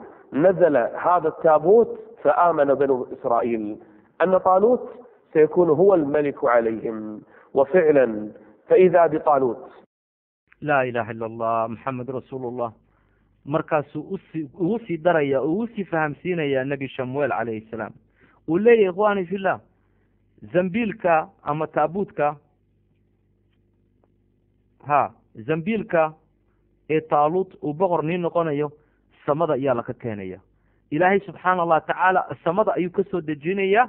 maad la socotaan? waxaana sida malaa'ig ilaahay subxaana allah tacaala malaa'ig ilaahay subxaana allah tacaala yaa sida zambiilka ama sanduuqaasaad u taqaanaan oo alaabta ku dhex jirto muuse calayhi salaam iyo haaruun oo markaasaan lii keenaya markaasaa runtiina ay u soo degay ilaahay subxaana allah tacaala malaa'ig buu usoo dhiibay oo soo dejisay sanduuqii ikhwaani fillah waxaad ogaataa reer bani israa'iil laga xaday markaasay aamineen ka waran markaasay aamineen alaabtii hore ninka hore ka xaday ninkii aan yidhi maaragtay bukti nasar oo alaabtii loo soo celiyey laa ilaaha ila allah maxamed rasuulullah wuxuu ilaahay subxaana allah tacaala ikhwaani fillah sheego waa run markasta ha ina ambiyadan ikhwaani fillah waa loo soo waxyeelanaya manahayn ilaahay baa usoo waxyeelanaya wax weligood maskaxdooda waxaan kamay keenin wuxuu ilaahay u sheegay unba iyo ka gudbinayaan ikhwaani fillah ambiyada kulligood saas ahayn ikhwaani fillah laa ilaaha ila allah maxamed rasuulullah halkaasaan kasii wadayna walaalayaal هذا الملك القوي الشجاع يقود الجيش أي جيش المؤمن لأي شيء لقتال أعداء الله عز وجل إنه الإعداد للقتال إنه التجهيز هذا الملك كائنا من كان الله عز وجل هو الذي ولاه عليكم قالوا أنى يكون له الملك علينا ونحن أحق بالملك من بنو إسرائيل دائما يختلقون الأعذار مرة يقولون نحن أولى بالنبوة من هذا النبي نحن أولى بالملك من هذا الملك نحن لا نقبل بهذا نحن لا نرضى بهذا كلما جاءهم أمر من أوامر الله عز وجل اختلقوا الأعذار لكنهم لما رأوا الآية التي نزلت اقتنعوا بأن هذا الأمر من عند الله عز وجل ثم قام هذا الملك وهو طالوت يقود الجيش. نعم إخواني في الله الله أكبر ولله الحمد waxaad ogaatiin taaluut ayuu ilaahay usoo diray oo noqonaya boqor waa nin adag waa nin fariida waa nin shugaca waa nin waxaad ogaata ilaahay subxaana allah tacaala iimaanka qalbigiisa ka buuxiyey ninkaasaa hogaaminaya caskar buu samaysanaya soo arki maysaan caskar buu samaysanaya sida waxaad ogaata mujrimiinta iyo gaalada iyo wixii oo dhan kufri oo markaa isaga iyo caskarta reer bani israa'iil uu samaysanayo oo mar labaad jihaad ay galayaan markii hore waan ka soo hadalnay ikhwaani fillah qisada dhexdiisa sooma xasuutaan sidii loo furtay bayt almaqdis waxaad ogaatiin waxaa markaa hogaaminayay yuusha ibnu nuun calayhi salaam iyo maaragtay reer bani israa'iil iminkana boqorkaasuu ilaahay u dhiibaya arrinka oo waxaad ogaataa reer bani israa'iil qaarkood yahay raaci doona sidee waxaad ogaata dagaalkay usii wadaan ee maaragtay wuxuu ilaahay ku amray ma tahanteen ikhwaani fillah ee reer bani israa'iil dhibaatadooda maanta oo dhan ma dhamayn karno reer bani israa'iil waxaad ogaataa mar kaste waa dad maaragtay madax adag ikhwaani fillah waxay sheeganayaan ambiyada iyaka xaq u leh waxay sheeganayaan boqortinimada iyaka xaq u leh haddii uu la idhaahdo kaasaa nin nebina way la dagaalamayaan ama been bay ka sheegayaan haddii la idhahdo kaasaa nin nebi way la dagaalamayaan ama way dilayaan haddii ilaahay subxaana allah tacaala waxaad ogaataa mid ka mida shacibka reer bani israa'iil uu idhaahdo kaasaa yaani hogaaminaya sida iminka taaluut oo kale waxaad ogaataa way la dagaalamayan waxay leeyihiin ma ninka faqiirka ayaad waxaad ogaataa aada leedihiin boqor buu noo noqonaya yacni mar kastao dad madax adag weeyaan dad iska musiibo fara badan ma fahamtay laakiin ilaahay subxaana allah tacaala hadda markuu sanduuqii ee laga xaday reer bani israa'iil uu kusoo dejiyey oo samada ka imid ikhwaani fillah oo malaa'ig iyo sido way aamineen waxay dhahdeen arrinkan waa arrin aada iyo aada u culus oo xagga ilaahay subxaana allah tacaala ka imid ma fahamtay walaalaha shabaabka khayrka jecel gabdho iyo wiilal haddaad fahamteen iisoo qora number 4 saan darsiga usii wada insha allah waayo duruustan waxaan u akrinaynaa saad aad u fahamtaan aad weligiin aad u iloobin hadduu ilaahay idmo baaraka allah fiikum wajazakum allah khayr alxamdulilah haddaad fahamteen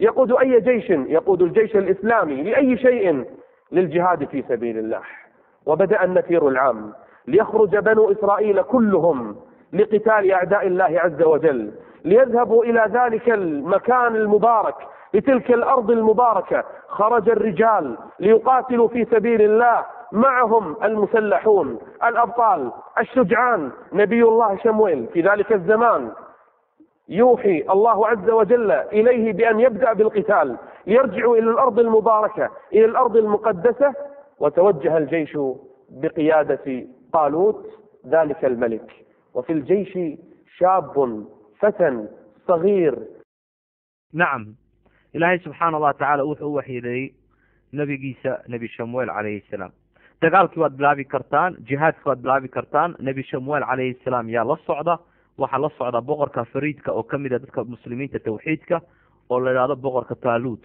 ma fahamteen ikhwani fillah caskar fara badanna waxaad ogaatay reer bani israa'iil oo marka ilaahay dartiisa rabto inay u dagaalantona waxaad ogaatay way soo raacday dagaal iyay bilaabayaan way aad iyo aad ba u fara badan yihiin rag aad iyo aad u maaragtay fariido iyo haayeen qalbi adag oo wanaagsan oo ilaahay dartiisa rabaan inay gaalada ay u dhamaystiraan allahu akbar ilaha kulligeen naga dhig sida raggeena iyo dumarkeena khaasatan haddaan anaka soomaali nahay adduunkaan iska jecelna maynahayn adduunkaan iska jecelna ikhwaani ilaahu naga dhig kuwii alla dartiisa u dagaalamay alla dartiisa wax kasta u sameeyey alla dartiisa u dhintay ya rabbi alcaalamiin waayahay aamiin walaalayaal maasha allah alla dartiisa wax uu bixiyey alla dartiisa wax kasta u sameeyey arxam araaximiin allahuma aamiin waayahay caskarta shicibkaa dagaalamayo oo alla dartiisa maaragtay jihaadka u galayo wiil yar baa ku dhex jira oo aad iyo aad u shabaaba wiil yar baa ku dhex jira aad iyo aad u shabaaba taba wiilka waa iyo اسمه داود. هذا الفتى سيكون نبيا من الأنبياء في يوم من الأيام، لكنه إلى الآن ما صار نبيا. إلى الآن هو شاب صغير يقاتل في سبيل الله مع الجيش المؤمن، الجيش الموحد الذي سيرجع إلى الأرض المباركة وسيفتح بيت المقدس مرة أخرى. إذا بهذا الجيش يذهب للقتال في سبيل الله. الله أكبر ولله الحمد. wiil yar baa ku dhex jira caskarta ama geeshka sia loo idhaahdo ee muslimiinta ee tawxiidka maad ila socotaan waayahay ilmaha yar waa iyo wiilkaa yar fariidka waa iyo oo la dagaalami doona gaalada waxaa la dhaha magaciisa daa-uud halkan ku qortay insha allah warqad iyo bug soo qaata daa-uudkan wuxuu soo bixi doonaa fatra iyo zaman kadib nebi buu noqon doonaa nebi daa-uud calayhi salaam saad kulligiina u taqaanaan laakiin hadda nebi maahayn ikhwani fillah hadda waxaa hogaaminaya boqor taaluut iyo nebi shamuel calayhi salaam iyaa wax kasta ka mas-uula soo maahayn ikhwani fillah wax kasta waktigiisa ayaan inu u qaadanaa weeyaan insha allah waayahay muslimiintii mujaahidiintii raggii fariidka ahaa raggii ilaahay subxaana allahu tacaala ka cabsoonayay kulligood way is aruursadeen sida waxaad ogaata jihaad ee mar labaad ay u galaan dhegeysta waxaa dhici doonaa insha allah. وللجهاد ذهب هذا الجيش متوجها إلى نهر يسمى نهر الأردن. الاختبار الأول لجيش طالوت، الاختبار الأول لهذا الجيش المؤمن قبل أن يلقى أعداء الله عز وجل. الله أكبر ولله الحمد. ilaahay weynaysiya walaalayaal allahu akbar soo qora waxaad ogaatiin kulligooda way soo urursadeen oo waxay u socdaan jihaadka u socdaanna waa meel naharul urdun baa la ihahdaa maad ii soo qori kartaan musaabaqooyinkaana lagu weydiin naharul urdun webiga urdun oo kale yaad odhan kartaa af soomaaliga marka loo turjumo webiga urdun naharul urdun webi weeyaan baaraka allah fiikum jazakum allah khair halkaasay tegayaan halkaasuu dagaal ka dhici doonaa halkaasay ka dhici doontaa macrako muslimiintii oo hubaysan iyo gaalo ay la dagaalamayaan mushrikiin ikhwani fillah maad ila socotaan laakiin dagaalka hortii jihaadka hortii imtixaano fara badan yaa laka qaadi doonaa qolooyinkan ee waxaad ogaataa muslimiinta imtixaan baa laka qaadi doonaa intayna dagaalka gelin imtixaanka muxuu yahay allahu akbar walilah alxamd imtixaanka muxuu yahay cabaar kadib yaan ogaan doonaa iyo walaalaha qolka islam life nabiga ku saliya calayhi salaatu wasalaam allahu akbar group.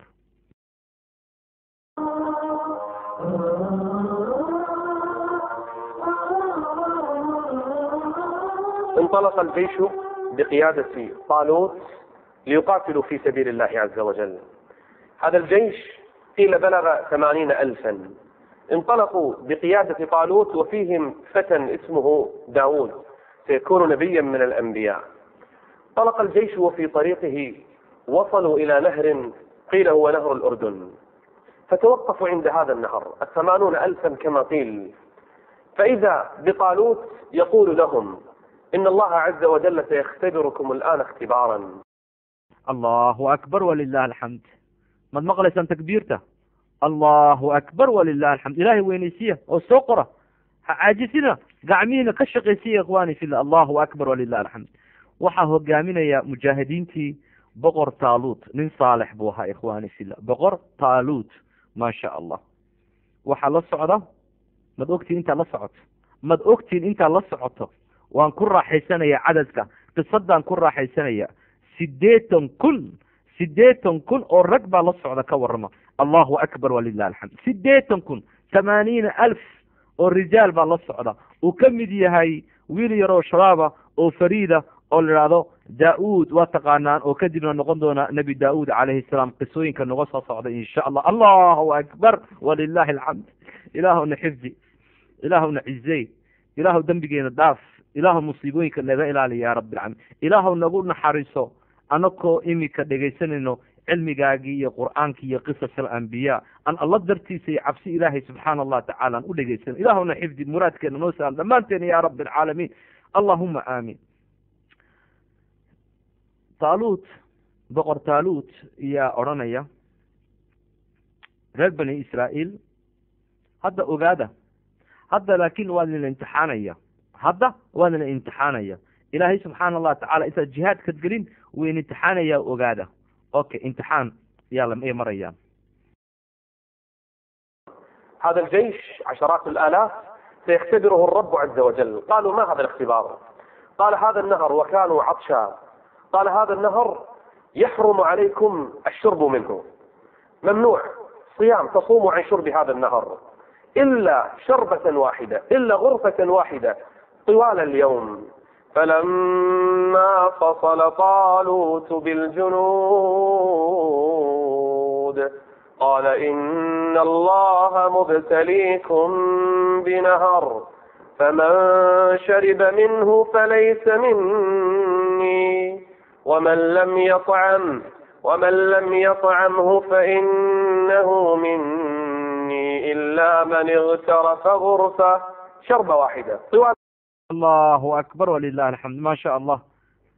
واكل امتحان كيغوريس تالوت بقر تالوت يا هوغامينيا رجل جهاد كغليا إمسا يهين ولا ليال وانا كي كادلناي 8,000 ويا 8,000 إلهي وحكورنيا وبيغا أركيسان نهر الأردن وبيغا بيها معان وين تكسونتان امتحان كيغوريس وصوم إخواني في الله maalinta oo dhan waxaad ka cabi kartaan halkaa marna waxaad ogaatiin ikhwani fillah gacantaada bes ku qaado sacab biyo intaa kugu filan maalinta oo dhan ma cabi kartaan iyakana oon baa haya iyakana way haraadsayin ka warma allahu akbar waa imtixaanka ugu horeysa ikhwani fillah iimaankooda yaa la fiirinaya waxaa la fiirinaya inay hadalka ilaahay subxaana allah tacaala ay qaadanayaan soom baa lidhi iminka unbaad biyo aad sidaa gacantaada sacabkaaga aad ku qaadanaysa biyaha markaad aad sidaa u cabtid intaa kugu filan maalinta oo dhan ma cabi kartid ma fahamtid ikhwani fillah maxay yeeli doonaan waa 8,000 weeyaan 8,000 oo mujaahidiina waxaa leeyahay hal mar un bes gacantiina ku qaata caba maca salaama haye kaa warama اليوم إلا من اغترف غرفة بيده لأن وراءهم جهاد في سبيل الله، وراءهم قتال في سبيل الله. الذي لا يقدر على الصوم عدم شرب من ماء يوما واحدا فإنه لن يقدر على الجهاد في سبيل الله. الله أكبر ولله الحمد. صار كميسان امتحان آدي آد أعلس ويان وإجزامة امتحان آدي آد أعلس ويان إخواني في الله. قفكي كسومي كروا بيها miyuu noqonaya qof fariida oo dagaalka si fiican uga qaadanayo maya ikhwani fida jihaad li sabiilillah baa la galaya qoorta yaa la iska jaraya dhiig baa daadanaya miya karayaan may haddaad imika imtixaanka ka soo baxdid bes oo biyaha aad cabin hal maar un maahina gacantaada sacabkaaga ku qaadan waxaad ogaata adiga na soo raaci maysid weeyaan ma la fahmi ikhwani fillah ma fahamteen qofkii fahmay ha iisoo qoro number 4 ilaahay hayna xifdiye ha ilaahay wuu imtixaanaya ilaahay si fiican buu imtixaanaya wuxuu leeyahay hal mar un waxaad ogaatiin unbaad sacabka ku qaadanaysa maasha allah kulligiina waad fahamteen ilaahay hana cizeeyey maasha allah af soomaaliyeed ma adka soomaaliya ikhwani fillah aniga waxaan isku dayaa soomaaliga waqooyi, soomaaliga koonfur, soomaaliga meel kasta inaan xoogaha meel kasta wax yar ka soo qaado saad ii fahamtaan ilaahay khayr aana siiyey. soomahin ikhwani fillah, miyaad iga dhiganaysaan turjumaan soomaaliya? ha baaraka allah fiikum, jazakum allah khayr. ha waxaa suurtagala maaragtay ha alxamdulilah, baaraka allah fiikum, ilahay dembigeena ha dhaafay maasha allah. waxaan isku dayaa inaan ku hadlo afdhexdhexaad maasha allah, si walaalaha o dhan ii fahmaan. waa yahay insha allah. miyaan sii wadaa? ilaahay khayr aana siiyo. ilaahay imtixaanka uga horeyso saasuu kusoo ridiya. imtixaanka kulligooga may baasi doonaan? imtixaanka kulligooga may ku dhici doonaan? mise qeyr mise qeyb dhowr qof baa ka guulaysan doonta? haddaan ogaan doonaa. ولن يقاوم أعداء الله عز وجل، فالقتال أمر صعب. الله عز وجل أراد أن يصفي الجيش، أن يميز الخبيث من الطيب، أن يفصل هذا عن هذا. قوي الإيمان هو الذي يبقى معي في الجهاد في سبيل الله. 80,000 كما قيل لم يبق منهم أحد إلا وشرب ورسب في الاختبار إلا 4,000 من 80,000. 76,000 شربوا ولم يبالوا بأمر الله عز وجل. لا إله إلا الله محمد رسول الله. إخواني سؤال dhegaysta qalbiga isiiya insha allah. imtixaankii ugu horeysay ilaahay subxaana allah tacaala u qabta yidhi biyaha cabina. imise hayeen, imise imtixaan ku galeen? 80,000 baan sheegnay minahe, 80,000 oo mujaahidiina. 80,000 kun ee mujaahidiinta qaar fara badan ayaa imtixaankii ku dhacay. qaar fara badan iyo hadalkii ilaahay subxaana allah tacaala qaadan, oo waxaad ogaatiin ikhwaani fillah biyihii iska cabay. biyihii bay iska cabeen. waxay idhahdeen anaku biyahan baan iska cabaynaa, oon baa nahaya. mad ogtiin ikhwaani fillah intaa ku guulaysatay imtixaanka ilaahay hadalkiisa maqashay bes, aniga inii bishaaradeynaya insha allah meel ku qorta. 4,000 oo keliyaata iyo hadalka ilaahay qaadatay. 76,000 way ku dhaceen, way khasaareen. 76,000 tegi maayaan jihaadka ikhwaani fillah. soo arki maysaan? intii badneed reer bani israa'iil waxaad ogaataa way ka tegtay. imtixaanka may gelin ka war. 4,000 keliyaata, 4,000 keliyaata unba hadalka ilaahay subxaana allah tacaala qaadatay. allahu akbar. ilaahay naga dhig kuwa 4,000 oo ku dhex jiray oo ilaahay dartiisa jihaadka u galay. aamiin dhaha. ilaahay naga dhig kuwa markasta hadalka ilaahay qaatay oo ku aflaxay ya rabbi alcaalamiin. aamiin aamiin. soo arki maysaan bini aadamka waa daciif. soo arki maysaan bini aadam waa daciif. marka runta la soo gaadho qaar badan iyaa runtii waxaad ogaataa imtixaanka kasoo baxay kasoo baxeen. waa saas weeyaan. فشربوا منه إلا قليلا منهم كلهم رسبوا في الاختبار. هؤلاء الذين يريدون القتال في سبيل الله، أولئك الناس في البداية صفوا على هذه المجموعة القليلة 80,000 بالنسبة لقومهم، ثم هؤلاء الناس كلهم رسبوا ولم يبق إلا هؤلاء القلة، قلة قليلة. هكذا الذي يثبت على دين الله عز وجل وعلى أوامر الله جل وعلا هم القلة من البشر، وما أكثر الناس ولو حرصت بمؤمنين. 4,000 انطلقوا مع طالوت. taasi weeyaan ikhwaani fillah, arrinku wuu iska cadiyey. waktiga aan joogno boqor taaluut ee jihaadka galayaan iyo waktiga imika joogo waa isla mid soomaan ikhwaani fillah. maanta 1,300,000,000 ayaa la sheegay ayaa jirta oo muslina. kulligooga ma yihiin mu'miniin? iisoo jawaaba walaalayaal. kulligooga ma yihiin mu'miniin? kulligooga ilaahay dartiisa may u dagaalamaan? kulligooga ilaahay dartiisa diintooda may u xifdiyaan? maya tabcan ikhwaani fillah, maya runtaan isku sheegana ikhwaani fillah. meel kale ha tegin. soomaali eeg, soomaali fiir ikhwaani fillah, musiibada nagu dhacday intaayo oo soomaali baa jirta. xaasid, murtad, munaafiq, jinni ku dhacay, qabyaalis. waa sidaas weeyaan. carabta kalena waa sidaas weeyaan. soo maahin ikhwaani fillah buux. marka sheekadooda iyo warkooda ma rabne ee waxaan usoo noqonaynaa qisadii maalkii iyo jihaadkii waktiga taaluut, boqor taaluut iyo nebi shamuel calayhi salaam. soo maahin ikhwaani fillah, baaraka allahu fiikum, jazakum allah khayr.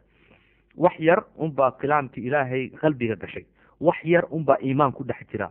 saas weyn macnaa. waxaad fiirisaan ikhwaani fillah iminka qolka islam life. soo maahin ilaahay waa noo nicmadeeyey. ilaahay wax kastuuna siiyey maasha allah. qolkan habeen kaste waxaad ogaataa waa barwaaqo. 150, 200, laakiin inta qolol ay soomaali furan ka waran oo qashina oo heese dhegaysanayso, qabyaalad dhegaysanayso, xumaan u dhegaysanayso. waa sidaas weyn. iyakana muslim way sheeganayaan, iyakana muslim way nala sheeganayaan, soo maahin. waa buux wax yar unbaa masaajidada tegta, wax yar unbaa soomta, sa ilahay soo hanuuniyo. taalut walaalaha qaarkood waxay soo qoreen taalut waa iyo taalut waa boqor ilaahay usoo diray reer bani israa'iil sida jihaad u galaan, oo waxaad ogaataa nicmadoodii iyo kheyrkoogii iyo wanaagooga ugu socoliy. taalut waa boqor taalut. baaraka allah fiikum wajazakum allah khayr. han is dhegaysano, ilahay dembigiina ha dhaafo. aamiin ya rabbi alcaalamiin. xayaakum allahu bayaakum. waa yahay ma sha allah. ماذا قالت؟ هذه القلة القليلة رفعت أيديها إلى السماء وقالت: كم من فئة قليلة غلبت فئة كثيرة بإذن الله والله مع الصابرين. واقتربت القلة القليلة إلى ذلك الجيش الكافر العظيم ليبدأ القتال في سبيل الله عز وجل. الله أكبر ولله الحمد. maxaa dhacay ikhwaani fillah? waxaa dhacday boqorkii taaluut iyo 40,000 mujaahidiintii waxaad ogaatiin ay isku soo raaceen inay la dagaalamaan waayo cadowga. haddaan ogaanayna ikhwaani fillah, maad maqlaysaan? baaraka allah fiikum. cadowga boqorkooga ninka hogaaminay waayo waa jaaluut weeyaan. ayay arkeen badidoodii markay arkeen 40,000 waxaad ogaataa jaaluut iyo caskartiisa aad iyo aad uga fara badnaayeen. qayb ka mida waxaad ogaataa qaybtii la socotay taaluut way baxsadeen, way ordeen. waxaan maanta way noo dhamaatay. subxaan allah, maanta way noo dhamaatay weeyaan. laa ilaha illa allah maxamed rasuulullah. soo arki maysaan ikhwaani fillah? hadda ayuu inoo soo baxay magaca cadowga jaaluut. hadduu inoo soo baxay magaca insha allah. baaraka allah fiikum jazakum allah khayr. jaaluut hadda ayuu noo soo baxay, laakiin boqorkan mu'miniinta ay hogaaminaya waa taaluut weeyaan. xayaakum allah wabayaakum wabaaraka allah fiikum insha allah. طالوت ما بقي أحد، سيواجهون جيشا كبيرا. فلما جاوزه هو والذين آمنوا معه رأوا جيش جالوت، رأوا جيشا كبيرا. ماذا قالوا؟ قالوا لا طاقة لنا اليوم بجالوت وجنوده. الغالبية أيضا انسحبوا وارتدوا على أعقابهم. ما بقيت إلا قلة قليلة. ماذا قالت؟ هذه القلة القليلة رفعت أيديها إلى السماء وقالت: كم من فئة قليلة غلبت فئة كثيرة بإذن الله.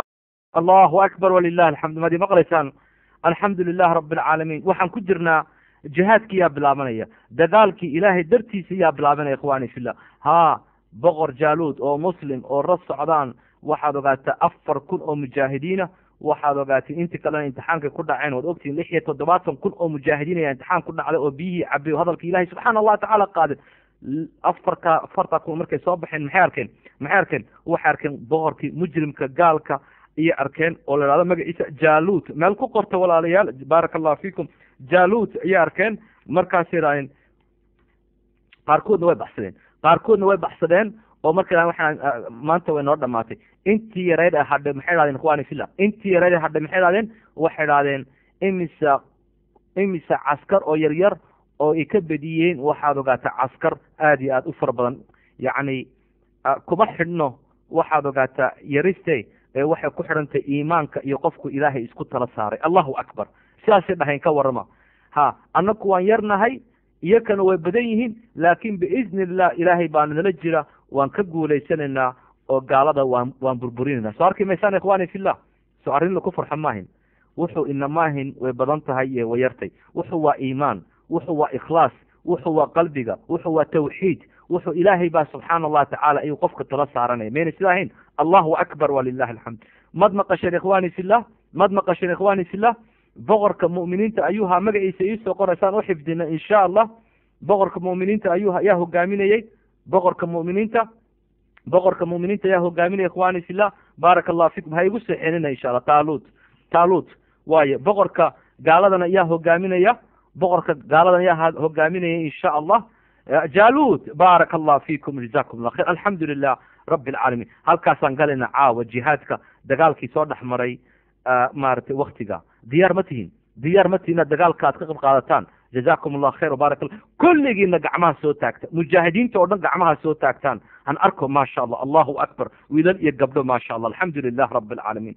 allahu akbar walilah alxamd. ilahay dembigeena ha dhaafo ya rabbi alcaalamiin kulligiina. waa yahay qisadii baan usoo noqonayna.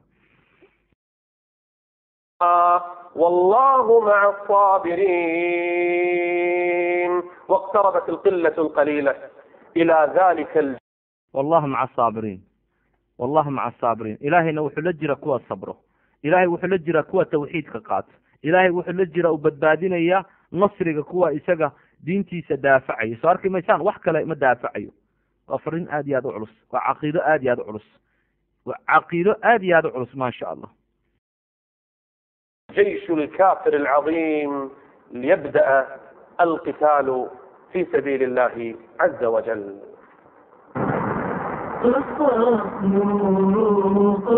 قصص الأنبياء يا ودنا، قصص الأنبياء يا ودنا نلا دقيسته ونلا فايديسته ولا الله قال كلمة سور دواده. بارك الله فيكم جزاكم الله خير. حكمة وصبر. والتقى الجيشان، الجيش المؤمن والجيش الكافر. أما المؤمن فبقيادة طالوت، وأما الجيش الكافر فبقيادة جالوت.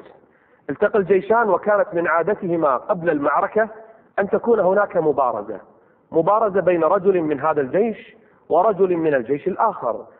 أما الجيش الكافر الكبير الذي لا يقارن بجيش أهل الإيمان الصغير، خرج من الكفار رجل وهو قائدهم اسمه جالوت، خرج ليبارز من يريد أن يبارزه، فتحدى في الناس قال من يبارزني؟ من يقاتلوني؟ وكان رجلا قويا عظيم الجسم والبنية متدرعا متسلحا، وإذا بأهل الإيمان تراجعوا من يبارز هذا الرجل؟ فقام أشجعهم.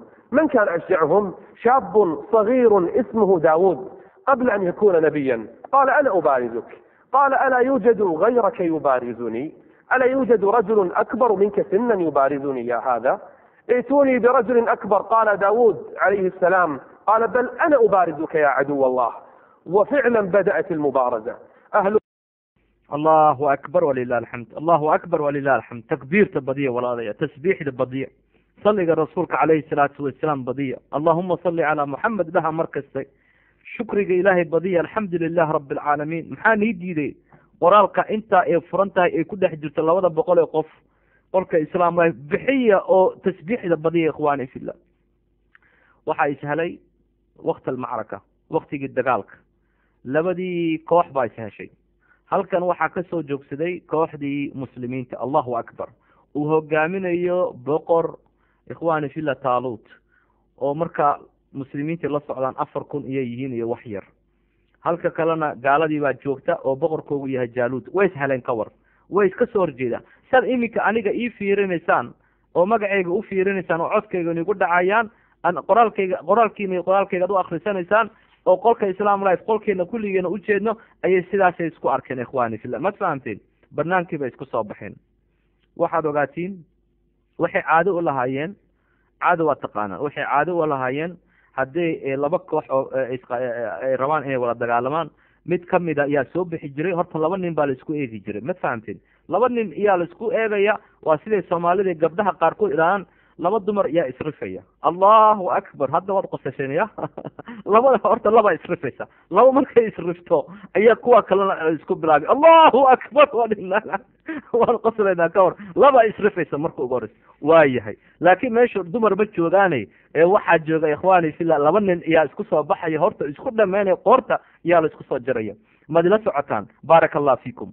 ilaahay dambigeena ha dhaafo, inkana dambigeena ha dhaafo. waxa suurtagal inaan saacad kadib aan is arkin. haddaan dhinto ii naxariista oo ii soo duceeya. ilaahay ha noo naxariisto. cafis iyo musaamax baad iga tiin markasta ikhwaani fillah. ma sha Allah. kaale waxa dhacayo boqorkii gaalada aad iyo aad ba u fara badan yihiin, way hubeysan yihiin. waxaana hogaaminaya maaragtay mujrimka la yidhaahdo Jaaluud. Jaaluud baa imid markaasuu yidhi, wuxuu la hadlayaa kuwii muslimiinta u yidhi aniga yaa libaaxa, aniga kuwan boqorkoogiya ayaa aniga ila dagaalami kara.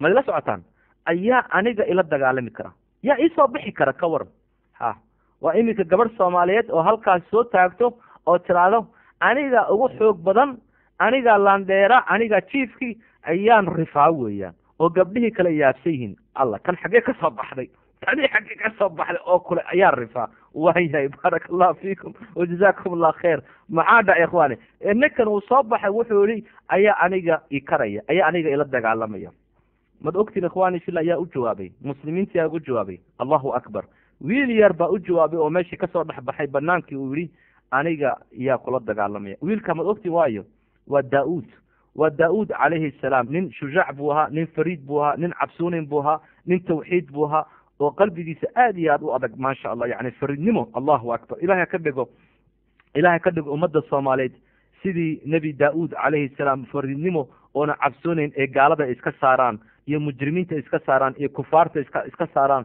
iyo xabashida imika wadankii keeneen ee waxaad ogaatay digaaga iyo ariga qeyriinka ku cunaya ilaahay ka soo saaro laakiin soomaali weligood hagaagi maayaan intay xasad iyo xumaan iyo qabyaalad ay ku dhex jirto taa aniga iga qaata inta dhexdooda qabyaalad iyo xasad ku dhex jirto weligood hagaagi maayaan ikhwaani fillah allahu akbar waayahay soo dhawaada meel kastaad joogtaan mad imaqlaysaan waxaa ka soo baxay meeshan nebi daa-uud calayhi salaam oo isaga beriga nebi muuhen uu yaraa anigaa kula dagaalamaya dagaalka diyaar mad u tihiin inaad dhegaysataan sida wax u dhacday diyaar mad u tihiin allahu akbar mise waxaad leedihiin maya walaal jamaalo caawa inagu filan qisada oo beritoole gadaal nagu dhig ininkunbaa xukumi karaa waxaad leedahay caawa intaa inagu filan oo beritoole noo dhamaystir walaal mise maya hadda yaan diyaar u nahay waan dhamaystirayna dagaalkaas siduu u dhacay maasha allah haddaad diyaar u tihiin inaan sii wado 5 soo qora insha allah 5 soo qora baaraka allah fiikum caawa waan ku raaxaysta waxyaalo badan baa dhacay ininka unbaa ifasaxaya ka waran maasha allah ilaahay dembigiina ha dhaafo hadda yaan dhamaystiraynaa qisadii dagaalkii iyo mujaahidiintii wax yar ii sabra caawa waan igu dheeraaday insha allah الإيمان يدعون الله عز وجل وأهل الكفر ينصرهم الشيطان لكن شتان بين هذا وهذا بدأت المبارزة واشتد القتال بين الاثنين وإذا بداود عليه السلام يحمل مقلاعا بيده فيلف المقلاع مرة ومرتين وهكذا حتى رمى به رأس الكافر فإذا بجالوت يخر صريعا وإذا بجيش أهل الإيمان يكبرون إنهم قلة لكن الإيمان ملأ قلوبهم إنهم قلة لكن الله عز وجل اصطفاهم إذا بهم يكبرون ويهبون حبة رجل واحد على أهل الكفر وأهل الكفر لما انهزم قائدهم وقتل أمامهم إذا بهم يتزعزعون إذا بهم يتراجعون وإذا بجيش أهل الإيمان ينسحب على جيش أهل الكفر فمن قتيل من الكفار ومن جريح منهم ومن أسير منهم وإذا بالجيش الكافر يتراجع وجيش أهل الإيمان يتقدمون ويتقدمون فهزموهم بإذن الله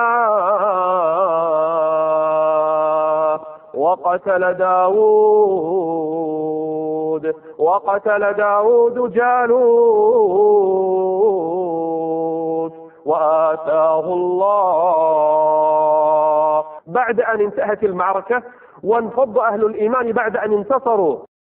الله أكبر ولله الحمد الله أكبر ولله الحمد haddaan fasirina ikhwaani fillah qaybtan aad iyo aad ba u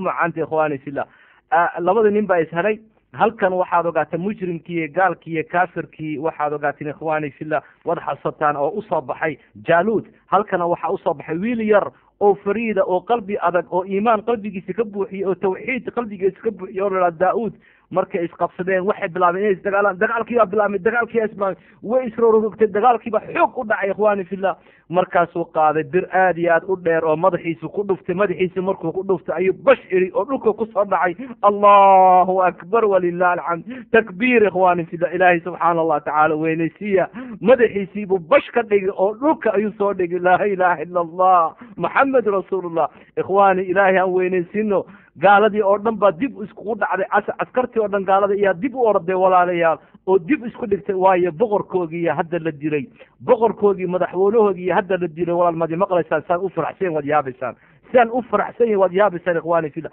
wiil yar oo daa-uuda oo muslim aha oo tawxiidka iimaanka ilaahay isku xidhay ayaa boqorkoogii xooggii weyna isma laha ka waran isma laha ikhwaani fillah ninkan intuu leegyahay iyo daa-uud oo nin yar oo maskiina ayuu baabiyey ka war oo dhulka madax soo dhigay markaasay gaaladii oo dhan caskartii oo dhan ay cabsadeen ay dib u noqdeen macaa wixii oo dhan ay wateen caskartoodii iyo hubkoogii halkaasi arrinka socota halkaasi arrinka socota soo maahan inaan ilaahay weynaysiino waka iimaanka ikhwaani fillah waka tawxiidka waka diinta ilaahay waa xaq weeyaan diinta ilaahay waa xaq weeyaan ikhwaani fillah nacam hadday naag soomaaliyada oo waxaad ogaataa murtad ama waxaad ogaataa ay xasuusiye ikhwaani fillah ee tahay munaafiq ee halkaa usoo fadhiisto gabadh mu'minada ay tirahdo aniga iisoo bax aniga madaxa ku rifi gabadha mu'minada xijaabka seeta ee maaragtay jilbaabka seeta inay ka cabso inay boodaa weeyaan ilaahay isku xidhaa oo madaxa soo qabata dhulka madaxa ku dhufata maynay sida ahayn allahu akbar saasaa loo baahaya ikhwaani fillah gaalada waa in la rifaa weeyaan gaalada waa in la rifaa weeyaan siduu daa-uud calayhi salaam oo madaxa ku dhuftay oo gaalkii madaxiisii dhulka kusoo dhacay allahu akbar walilahi alxamd ma fahamtay ikhwaani fillah markaasay gaaladii dib u noqdeen way cabsadeen tabcan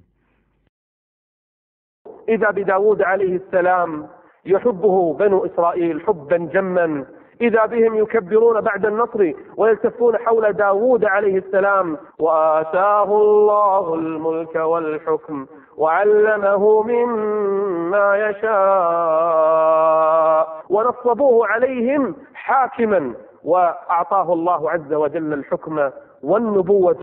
الله أكبر ولله الحمد. تكبيرتي يا فرحتي وقلوبتي قلبي كذا ما ودي ما دي لا سعتان waxaad ogaatiin way guulaysteen mujaahidiintii way guulaysteen jaaluut waxaad ogaatiin taaluut baan ujeedaa iyo caskartii muuminiintii way guulaysteen gaaladii way ordeen gaaladii waxay noqdeen yana laku arkin way baxsadeen ikhwaani fillah jihaadka macrakada dagaalka waxaa ku guulaystay muslimiintii baa ku guulaysatay tawxiidkii baa ku guulaystay waa inaan sheegnaa ikhwaani fillah maxaa dhacay reer bani israa'iil waxaad ogaatiin waa la jibiyey gaaladii waa la jibiyey ikhwaani fillah ma sha allah waxaa dhacday reer bani israa'iil nebi daa-uud calayhi salaam iyay jeclaysteen ayay maaragtay si fiican ayay u ixtiraameen boqor bay ka dhigteen ilaahay subxaana allahu tacaala boqor buu ka dhigay welibana muxuu ugu daray ikhwaani fillah muxuu ugu daray nebinimo ayuu ugu daray nebi iyo boqor ayuu noqday nebi daa-uud calayhi salaam gaaladii halkaasay ku jabeen ikhwaani fillah mad rabta inaad ogaataan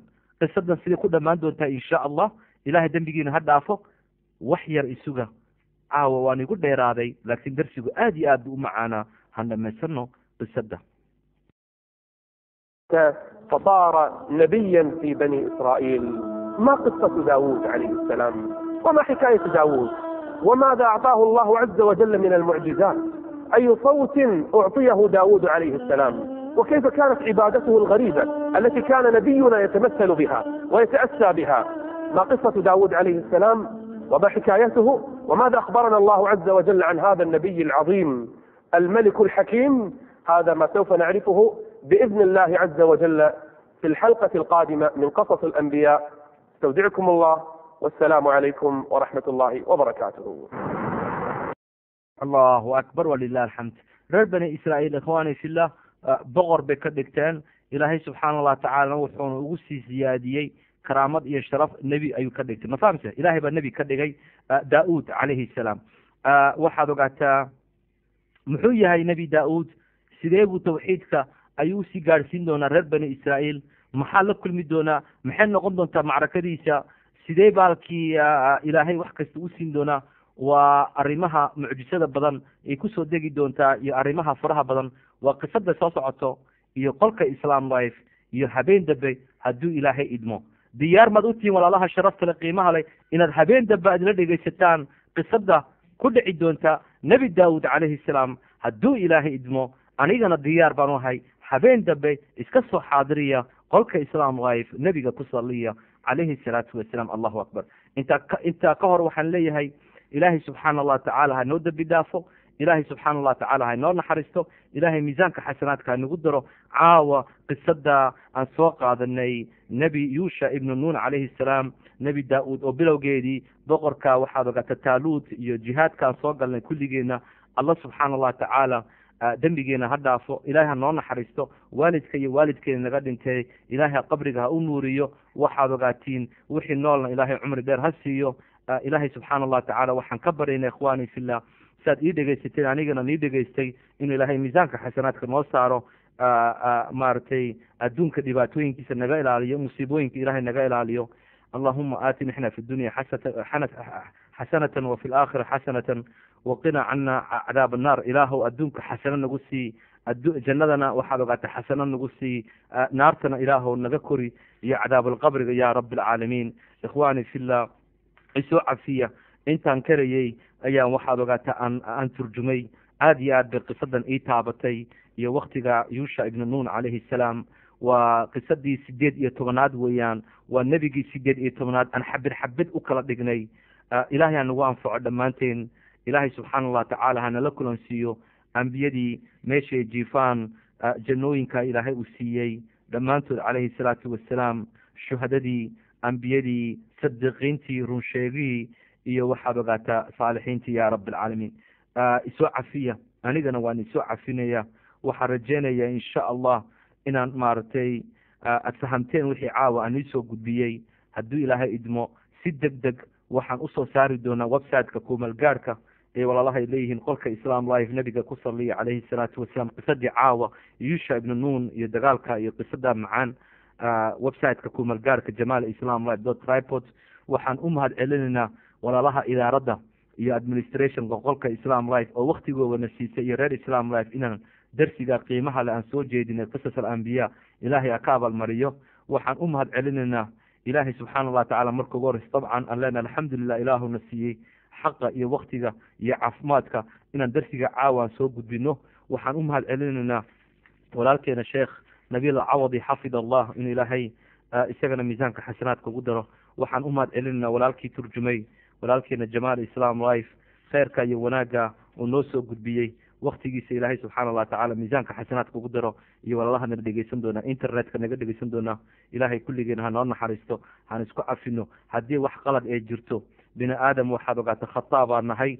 waxaan diyaar u nahay inaad na soo raadsataan oo aad na saxdaan oo aad noo hagaajisaan, ininkana ajri xasanaad suu ilaahay naga siiyo. saasaan insha allah aan isku macasalaamdeynana halkan iyo qisas ambiya iyo qolka islam life, nabiga ku saliya calayhi salaatu wassalaam. allahu akbar group. assalaamu calaykum waraxmat allah wabarakaatu. إلا رسول الله، إلا رسول الله، إلا رسول الله. أمست معاني النصر من كلماتي لأذب عن عرب الرسول بذاتي. أحمي الرسول بما ملكت منافحا بالشعر أكتبه على الورقات. البدر يسمو في السماء بعزة والشمس ساطعة بلا طاقات. والكلب ينبح لا يضر سماءنا والإفك سوف يصيبكم بثبات. لا لن يغر نبينا بحديثكم بل زاد قدرا عاليا الطبقات. يفدي النبي محمدا كل الورى هو مرسل الرحمن بالآيات. نحري بنحرك يا محمد إنني متلهف للقائكم بمماتي. عرضي بعرضك يا نبي مليكنا حان الوقوف لعرضكم بثباتي. حان الوقوف لعرضكم بثباتي. يا فرحة الدنيا المليئة حينما هل الحبيب وصاحب البركات. سقطت رماح الكفر عند قدومه واستبشرت في مجده أبياتي. فلربما غصن الأراك بلينه يثني المبارز يسقط الرايات. ولربما موت الكريم مخوف للقوم إثر وفاته بهباتي. للقوم إثر وفاته بهباتي. ومؤكد سب الرسول يزيدنا حبا له ولديننا بحياتي. هذا الحصاد وزرعكم هو شوكة زادت فؤادي للنبي صلاتي. ومؤكد سب الرسول يزيدنا حبا له ولديننا بحياتي. هذا الحصاد وزرعكم هو شوكة زادت فؤادي للنبي صلاتي. فستعلمون بأننا من أمة صلت على خير الأنام بصاتي. فستعلمون